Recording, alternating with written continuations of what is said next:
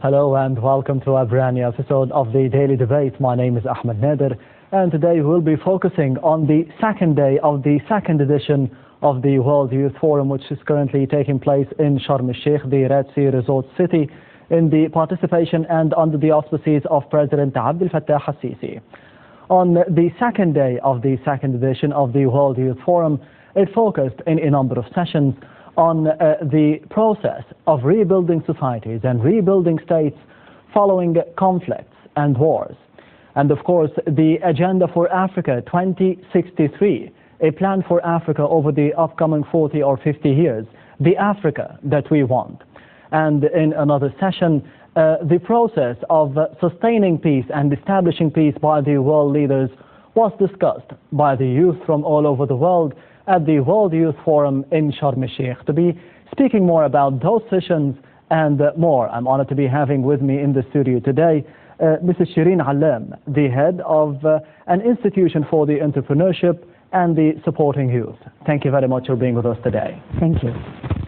And Dr. Saeed, the Professor of Information Technology at Ain Shams University. Thank you very much for being with us today. Thank you for having me here. Thank you. We'll be having a quick report regarding what happened at the World Youth Forum today. Let's see it.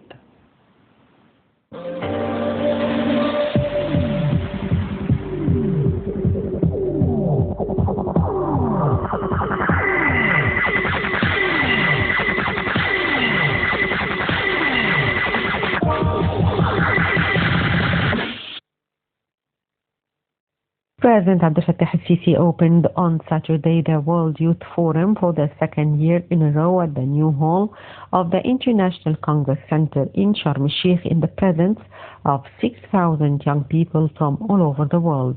The Red Sea resort city of Sharm El-Sheik was decorated to welcome the forum with streets planted with roses and advanced lights illuminating all squares and exhibitions, established to coincide with the World Youth Arts Forum, which preceded the World Youth Forum.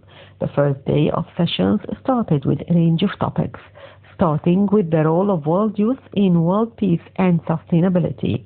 There was a major focus on Africa's 2063 agenda, where a panel discussion was held with the speakers tackling the goals of the agenda and the hope for Africa by 2063. The agenda calls for an African continent free from conflicts and prosperous. The youths, along with experts, talked about water scarcity in the age of climate change and how it is affecting water, calling the discussion Day Zero.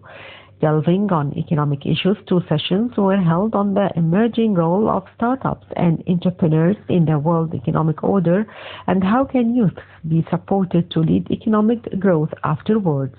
The conference halls where the workshops are held are equipped with international conference facilities, while the press center can accommodate hundreds of journalists and media staff, in addition to a big center for immediate translation into 6 different languages.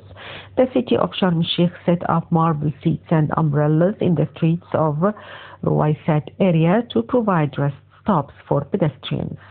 On the sidelines of the forum, the 3-day World Youth Theatre is set to open as a youth forum for arts from different countries around the world and serves as a creative arena where young people can showcase their talents, thoughts and cultures. This unique experience will be presented for the first time during the forum's events.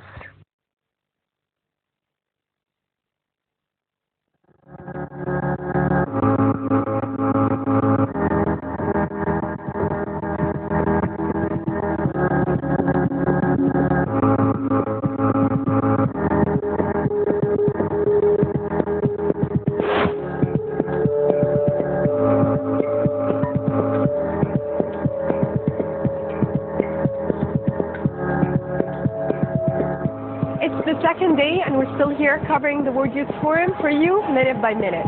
In the Luxor Hall, we're still discussing the aspirations towards the Africa we want. In the Siwa Hall, we're still discussing the empowerment of people with disabilities and actions towards a more integrated world.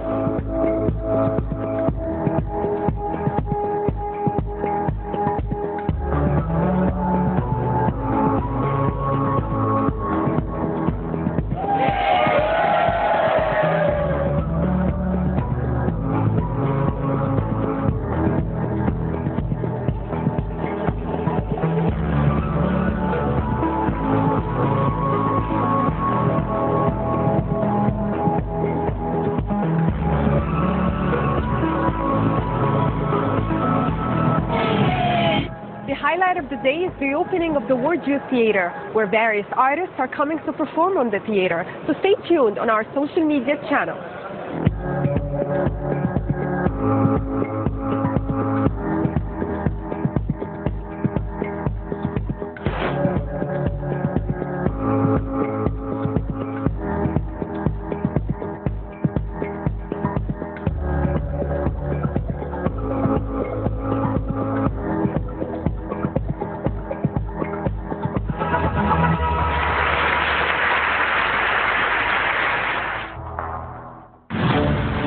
من أجل بناء جسور الأمل يعبر بها الشباب نحو السلام والتنمية والإبداع، ومن أجل عالم مفعم بالأمل والجمال، وعالم بلا فقر أو جهل أو مرض. من هنا، من أرض السلام والمحبة والتاريخ، من شرم الشيخ، أعلن افتتاح منتدى شباب العالم 2018.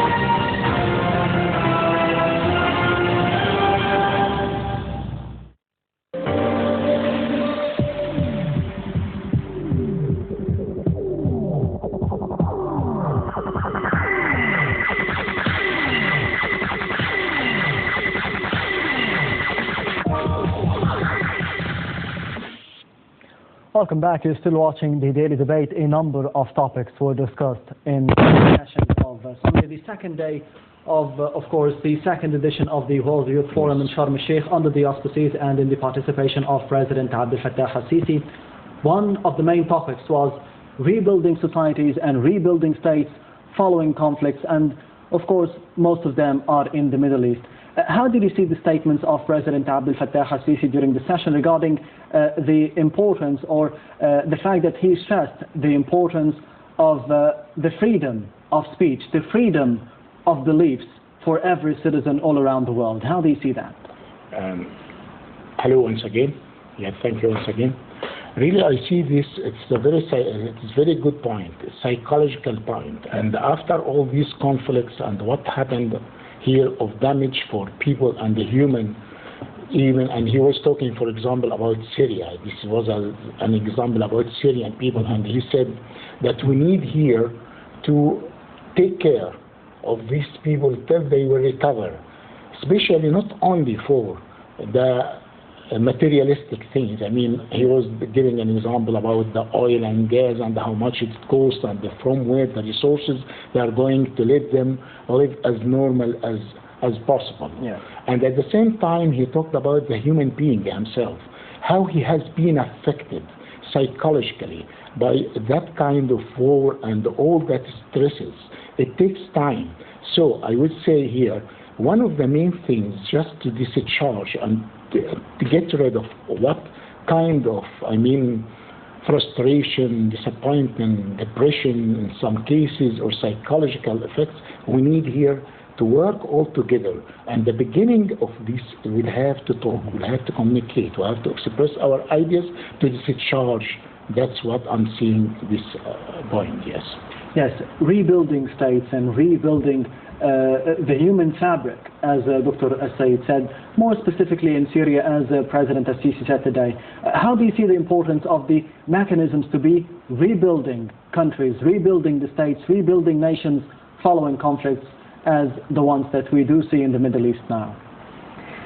If we don't have a plan of how to rebuild, I think it will be the hardest thing to do. Mm-hmm. It's so easy to destroy, but it's harder to build because you're rising from like a lot of conflict, a lot of troubles, a lot of psychological issues. And I think to have that as a plan, as a path, is very important. We need to discuss it among all nations because everybody suffers in different ways. And I think the rebuilding process will differ, but they have to agree about the main core elements of how to do it. And that's, I think, what they're trying to establish here is how to find the main issues that can really rebuild the fastest and affect and give you the feeling that you're getting out of the conflict area into the safer ground. Mm-hmm. Yes, and of course there was also another important point stressed by President al-Sisi was to be having a freedom of belief in Egypt and all over the world. How do you see the importance of such a point being addressed to the youth of the world? It's very important, especially when you're talking to youth. They are the future. And if you start early enough putting in people the belief that you have to tolerate differences, you really have to see that the world is different, and yet we all have a basic thing that we believe in something. Okay, it doesn't have to be the same thing, but the feeling of believing is strong enough. And I think if everybody unifies around this, a lot of the differences are going to melt. And this is very important to, again, avoid conflict and build other conflict areas. Yes, in another session it was about the role of the world leaders in establishing peace and sustaining peace all over the world. How do you see the importance and the significance of such a session being moderated by the youth and for the youth at the World Youth Forum? I see this is a very important session today, and it is related for after conflict and all the conflicts that we are facing. If you can avoid occurrence of conflict, this is on the first place. Yes. So we won't be in need to have a remedy or to get rid of. So what we need here, peace. Why don't we have peace? Because actually we sometimes feel that there is no equal rights. We don't feel justice. We don't feel that we having the freedom in our beliefs, as you have just mentioned and Shireen just said right now.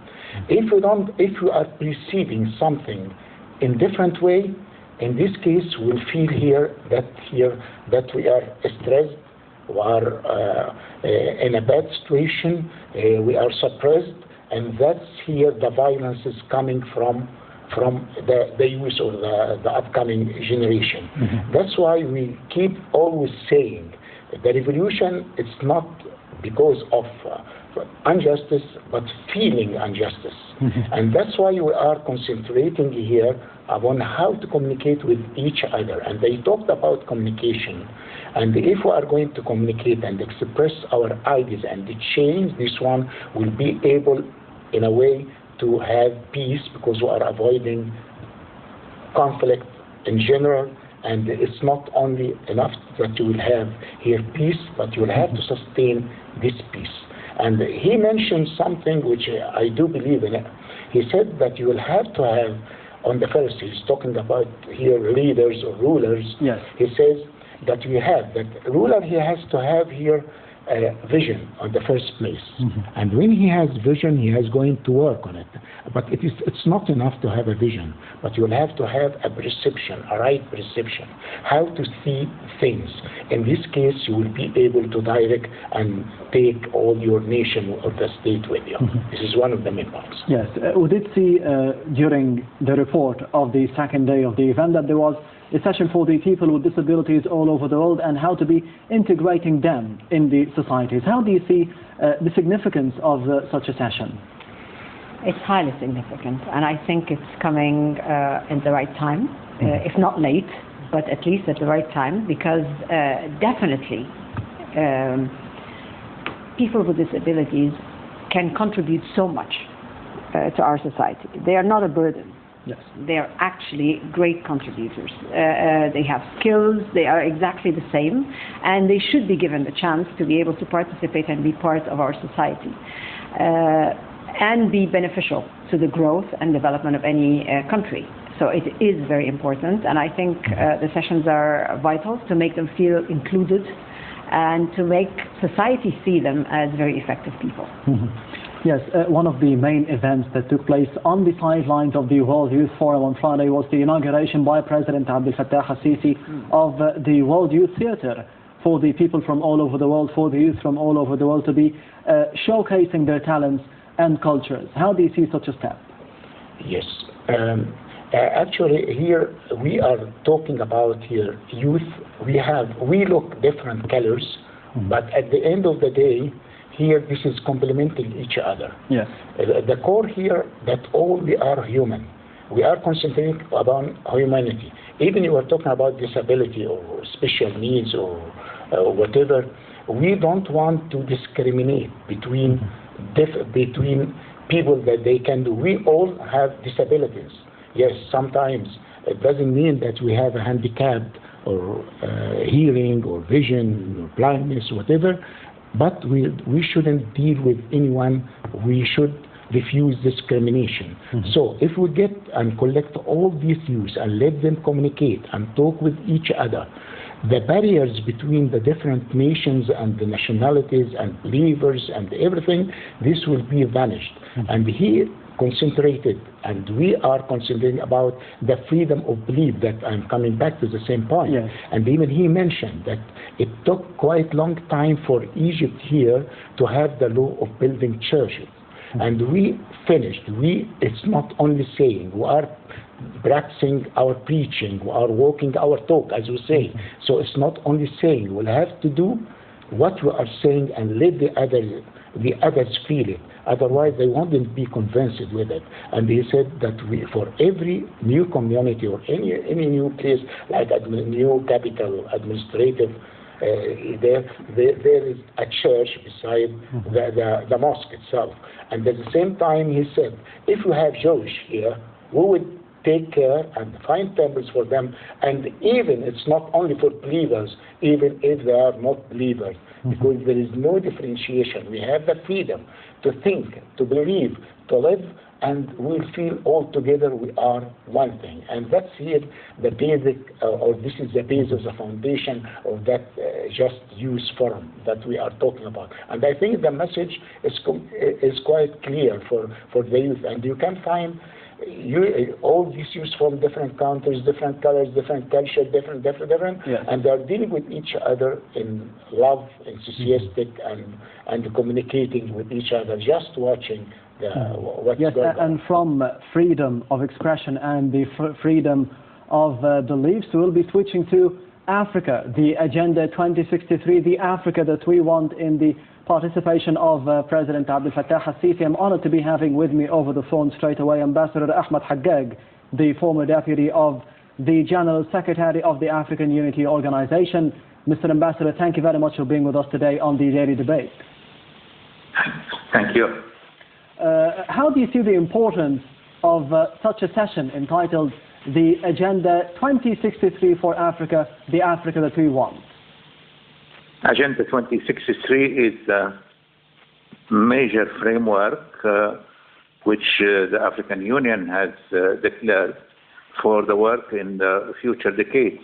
Yes. Till Africa reaches the point of progress which will make it self-sufficient, and African economic integration will be in place.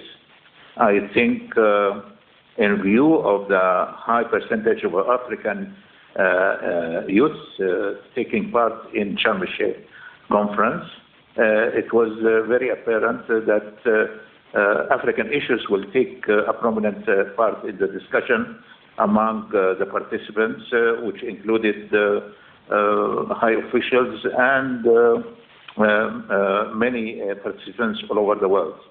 The African Union is putting the youth and the Agenda 2063 as a prominent feature of its agenda every meeting.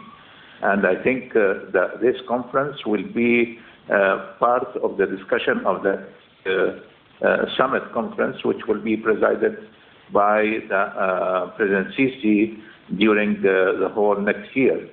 The African Union establishes a big department for African youth, and if we look to the demography of Africa, as President Sisi said, the population will double in a few years, and there is not enough jobs.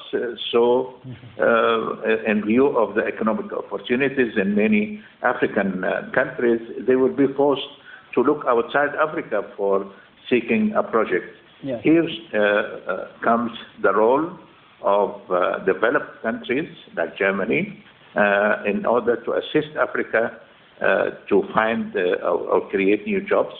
I think that's why President Sisi made a major point on discussing this problem with Chancellor Merkel of Germany.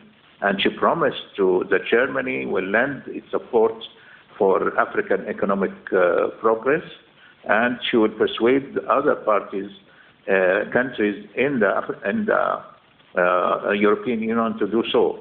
Therefore, I think the Sharm El-Sheik conference will be a limestone in the discussion of the African Union, and will make the African youth more conscious about the importance of African economic integration, knowing each other, because the African youth of today will be the leaders of tomorrow, and African policies will be shaped by the youth of today.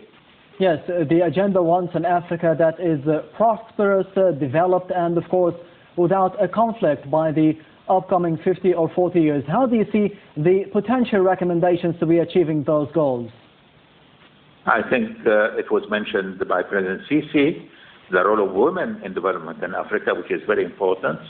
In many African countries, the women are playing a big role. In some parliaments in Africa, the majority of deputies are women already. Also, the youth role in the shaping of policies of their countries and the policies of the African Union in intergovernmental policies. I think Africa has a bright future. President Sisi was right when he mentioned that although resources in Africa is very rich in resources, but the management of these resources is not at the level which is desired. So we have to exploit our resources and not let the others take advantage of such resources. Yes, you've mentioned the deal between Africa and Europe, more specifically Germany. How do you see the deal spanning out over the upcoming 10 years to be seeing a difference in Africa? I think Europe now and the European Union is more conscious about the role it can do in Africa, not on the traditional slow motion role they were pursuing in the last few years. I just came last week from a conference in Germany organized a big conference in cooperation with many African countries about the migration problems. And they were conscious about if Europe is not going to do enough assistance and enough conscious work in assisting African countries, I think Europe will be faced with a big problem. So the migration problem and the refugee problem is making a bell rings in the ears of many Europeans that it is in their advantage, interest, they should assist Africa in its progress in the future. Yes, Mr. Ambassador Ahmed Haggag, the former Deputy of the General Secretary of the African Unity Organization, thank you very much for being with us today on the Daily Debate. We'll be having a quick break and we'll be returning once again to you, so stay tuned.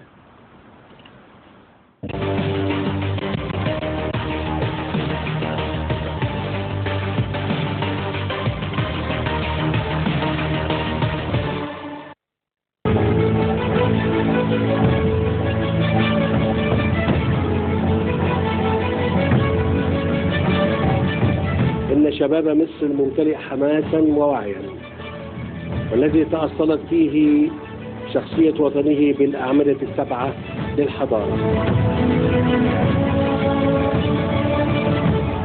أصبح هو الرقم الأهم في معركة بناء الوطن التي نخوضها في مواجهة تحديات عديدة طالت الإقليم ومصر.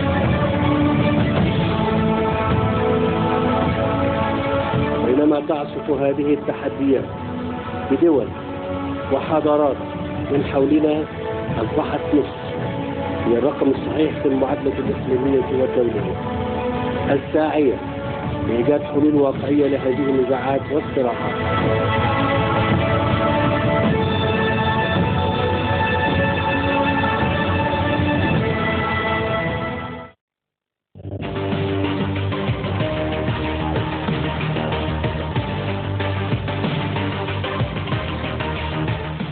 Welcome back. The African Agenda 2063, the Africa that we want. Mrs. Shireen, how do you see the main needs that we need here as Africans, as Egyptians, to be having a developed, prosperous Africa by the year 2063?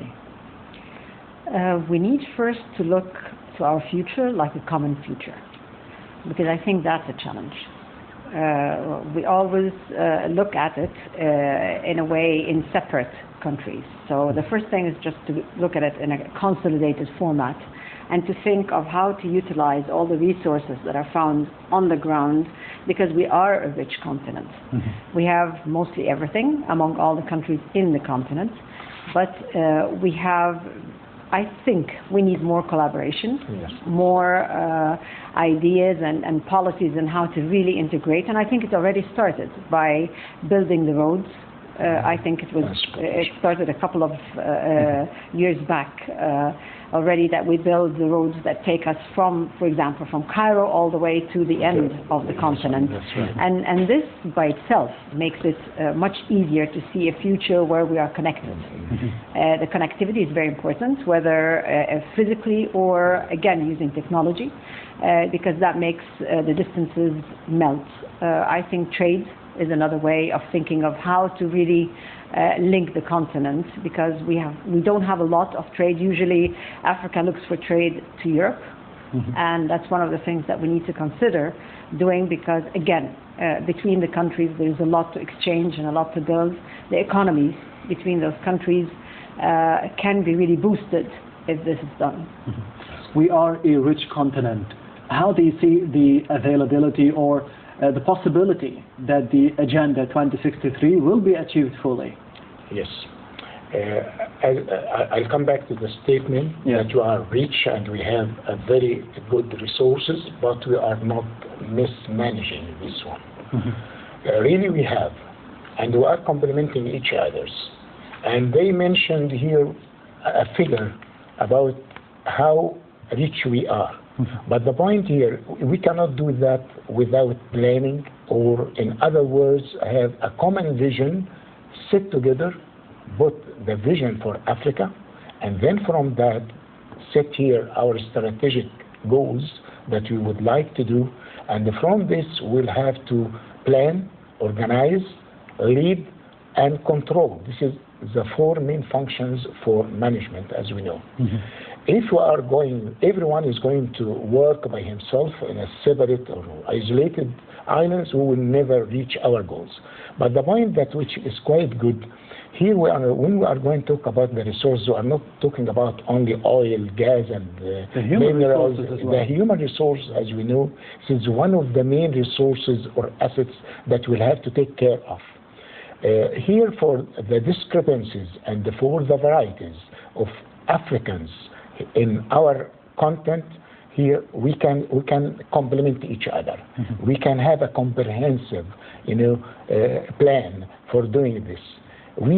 They have just started, as Mrs. Shireen just said, by transportation to make the connectivity, the physical connectivity, and at the same time, we thank technology, and here the advances of technology and developing the technology, that it makes all this, not only the content, all the world as a small village. Yes. So I think that we have a good opportunity as Egypt here to give them a hand, to help them, because we have, expertise, we have experience over 40, 50 years for leading technology, information technology, and all that kind of things. Yeah. And at the same time, our culture, more or less, it's similar. We can understand each other. And they were talking about this point actually today, and I liked, there was a young chap or a young guy, Egyptian one, he made an initiative. He went to South Africa, and he wanted to see the differences, how they think, how the different cultures. And he was joking, just saying, they told him, welcome to Africa. They didn't know that Egypt and Africa, he told them, no, we are here in Africa. And now he was asking to generalize this initiative, and he mentioned something that's not, too much for everyone, 200 $2,500, and he was seeking for a sponsorship for doing that. And I think this will succeed, because they wanted to generalize. This is one of the main things. We can work on paper, we can plan, but we don't take in consideration the differences in culture and the way of thinking and the behavior, traditions. It will fail. That's why we need to get closer to each other. And I think that here the rulers and all our leaders, they understand this very well. Yes, there would be cooperation as well between the continent of Europe and more specifically Germany and Africa to be fighting illegal migration and to be speeding up the process of developing Africa in general. How do you see such a deal? I think it's fantastic. I mean, if this really comes to light and it really happens, it's going to make a huge change on how the relationship between Africa and Europe is going to change immensely. And I think the migration, again, it's a major problem, illegal migration in particular. And many people have lost lives just trying to get out of countries to find a better job, a better way of life, not knowing that they're going to the worst. Okay, so I think it's about time that they know that they can find it in their own continent, in their own countries, and in a world where they're more familiar than other things. I mean, we have to start to see our countries and the countries of Africa as the land of opportunities. And I think that will only happen if we have the opportunities for better jobs, better opportunities in learning and educating yourself and linking together. Again, that is the whole issue. When you feel that you're alone in a certain country, that creates more. Europe, in general, when you look at Europe, Europe is connected. You can travel freely among Europe, and that is a general feeling for everybody that goes there. When I go to one country in Europe, I'm in Europe. But when you come to Africa, you're not in Africa. You're in one country in Africa. So I think one of the major visions that we need to develop is that Africa is like Europe. Okay. Yes. So how about the statement made by Foreign Minister Samah Shoukry during the session regarding the chairmanship of Egypt of the African Union starting 2019 at the start of the year or at the turn of the year? And he said that Africa would be the priority of Egypt in 2019 as it had always been. How do you see such a statement by the foreign minister? I see that kind of statement that we really know what we are supposed to do here. We know our goals here. As Egypt, I mean as one country of the continent of Africa. And as Mr. Shireen just mentioned right now, we need here to have a Union of Africa, or Africa Union. And that's what we would like to talk about it. We don't want to have visa. We don't have to have these borders. We can move from one country to another country. And here, in this case, if we are going to do that, we have a great chance for this. At the same time, I think that 2019, that here the African Union, President Sisi will be heading that, will be the head of this. And there was a comment from one of the ladies attending on the panel. She was suffering of what's going on because they get married about 15 or earlier or younger than that, and she talked about herself. She said, I got married 15 years old, so I had no chance. Here you have we don't have this problem, of course, in Egypt, but we have it in Africa. I mean, they say they don't use the half or more than half, which is represented by women. And she asked Mr. President if he will promise her just to raise the refund or funding the next year, and he gave her word, and he talked about our experiences in Egypt, how he put a vision to take care of women and youth, and because they are representing here the future and prosperity for Africa in general and Egypt in particular. That's what happened. Yes, speaking of the youth and the importance of models for the youth, on the sidelines of the World Youth Forum, a model for the Arab African Summit was held. How do you see the importance of these models for the youth? It's actually very important because when you see what really happens in models that are lived by nations, somehow you touch base with what really is faced by leaders, what's faced by people in decision-making positions. As you know, when you're young, you tend to think that you have a solution for everything, and that's the beauty of being young. And it opens your mind to being more creative, to being everything. But still, you're lacking the sort of the weight of what you're really carrying, and living that model makes you feel and see and learn the details, the information, everything about what decision making is really about. And I think it's very, very, very important, definitely.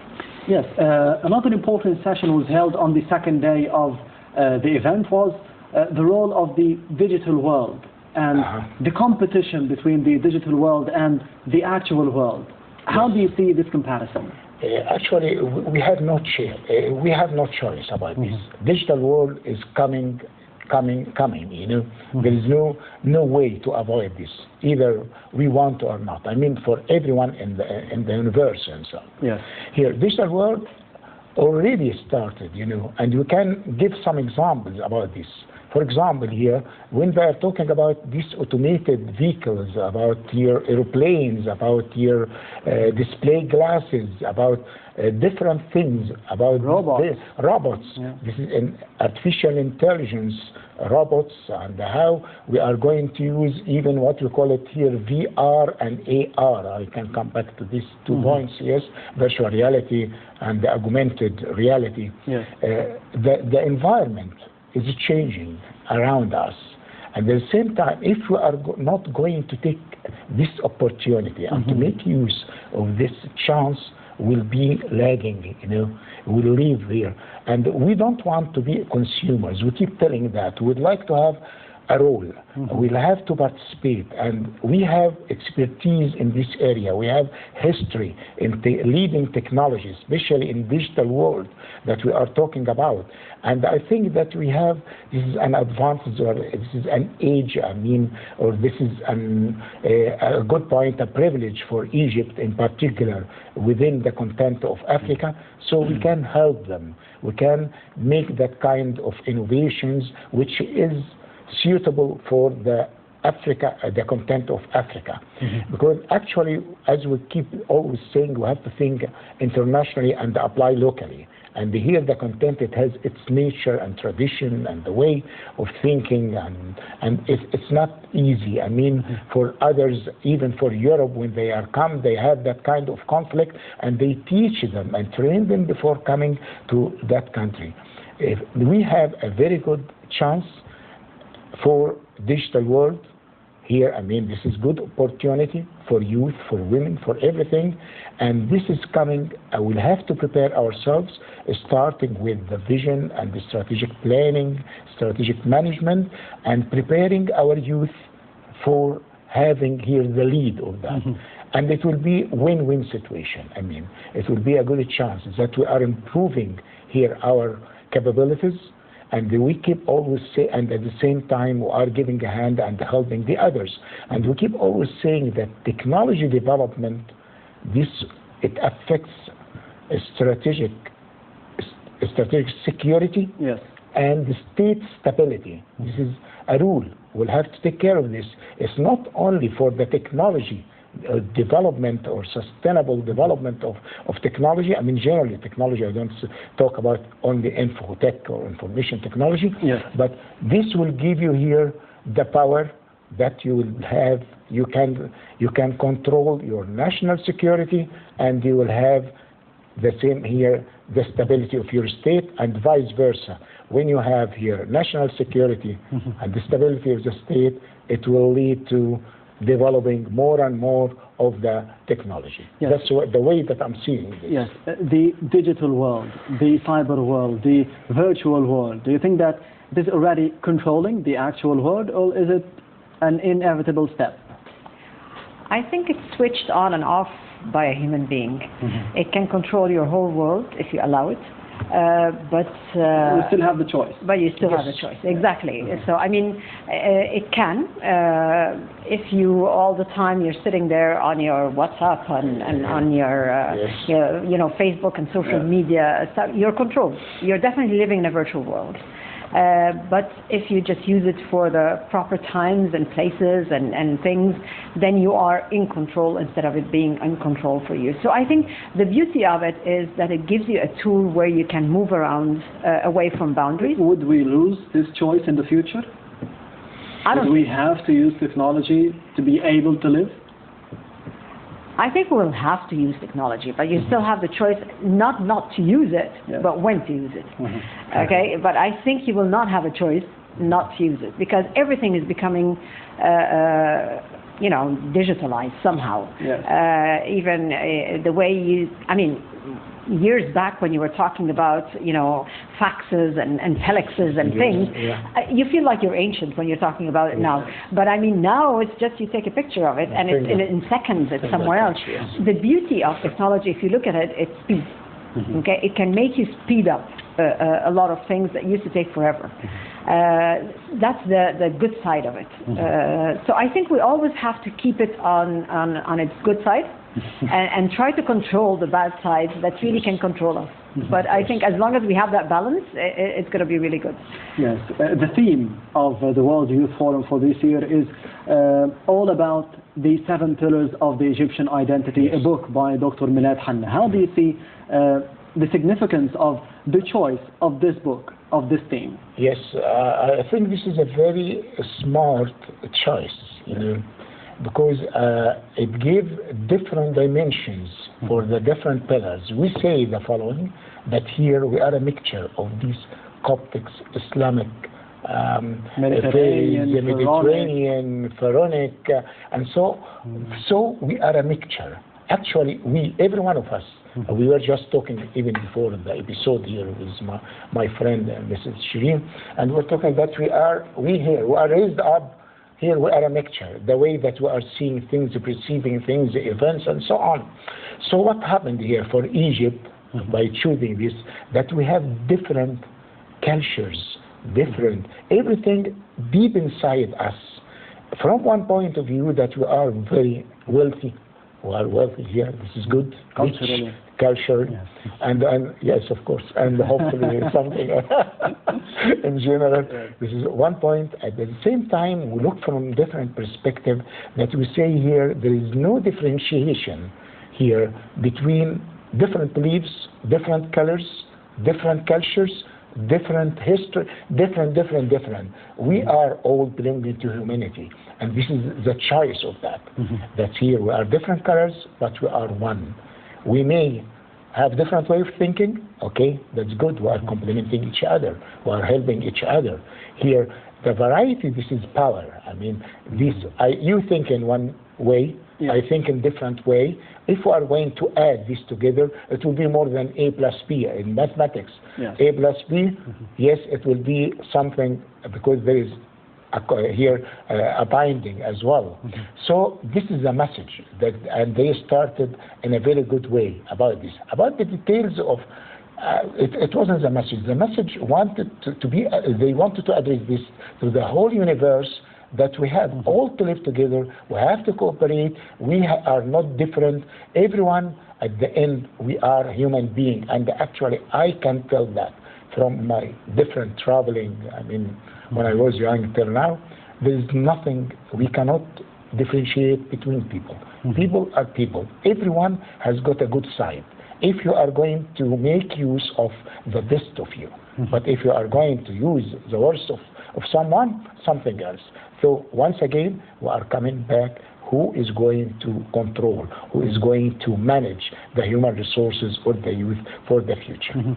So Egypt is the living example of being socially tolerant, religiously tolerant, culturally tolerant. How do you see the theme of the World Youth Forum for this year, the 2nd edition, being chosen, the book of Dr. Milad Hanna, the 7 pillars of the Egyptian identity? Actually, the beauty was the film that they showed. It was amazing that it took everybody through a journey of what our history is about. it actually covers the history of the world. And it all passed through Egypt somehow. And that shows how Egypt is central and how we embraced every different person that came. The stories from, and everybody feels at home, which is the beauty of it. I mean, it showed this, and it was so tangible, the film that was shown, to bring this to life, showing that actually in Egypt, we know exactly what it means to be different, and at the same time, we know how to keep our own identity and build from every part that came to our lives the Egyptian person. Okay? I think that's a beautiful message. So finally, what are your hopes for this edition of the World Youth Forum and the next editions? Yes, I hope that we keep going, yes, developing our youth, I mean, not only Egyptian or African, globally, yes, and we are getting closer and closer. You are unifying step by step. We are changing the way that the others used to perceive us in different way. We are going to eliminate and avoid violence. We are going to have peace and sustain peace. This is my hope. Yes, peace is the key word. Dr. Saeed El-Sakka-Dialy, Professor of Information Technology and Computer Engineering. Thank you very much for being with us today on the Daily Debate. Thank you very much for having me. Thank you, sir. And Mrs. Shireen Allam, the head of an institution for entrepreneurship and supporting youth. Thank you very much for being with us today. Thank you for having me. And this brings us to the end of the Daily Debate for today. Thank you for watching and goodbye.